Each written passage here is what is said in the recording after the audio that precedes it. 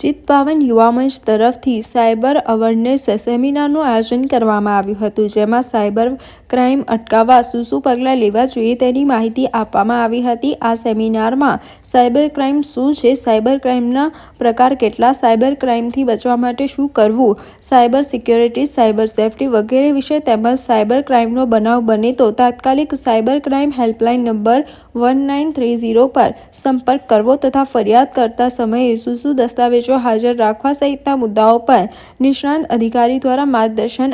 આપી સાયબર ક્રાઇમથી જાગૃત કરવા માહિતી આપવામાં આવી હતી. સાયબર ક્રાઇમમાં થતી વિવિધ પ્રકારની છેતરપિંડીના ઉદાહરણો દ્વારા સાયબર ક્રાઇમથી બચવાનો સંદેશો આપ્યો હતો. આજરોજ ચિત્તપાવન યુવા મંચ તરફથી કે સાયબર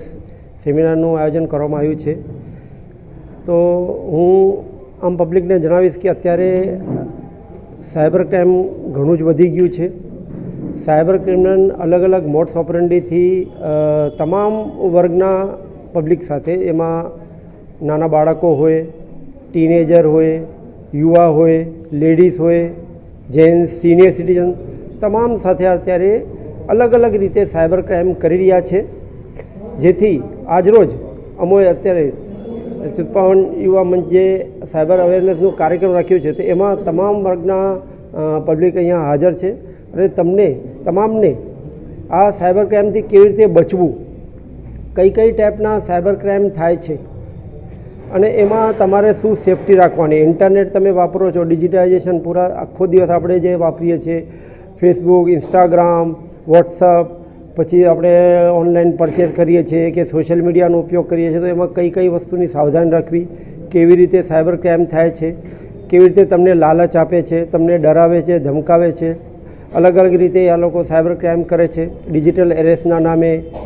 કિડનેપિંગના નામે, શેર માર્કેટિંગ ટ્રેડિંગના નામે, એવી રીતે લોકોને લાલચ આપીને 15 દિવસમાં ડબલ તમને પૈસા થઈ જશે એવી લાલચ આપીને જ્યારે એ લોકો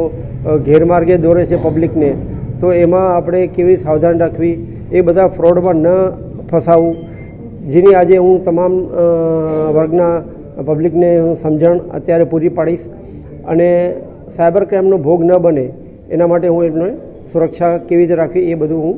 આજે એ લોકોને સમજાવવા માટે અહીંયા હાજર રહેલ છું.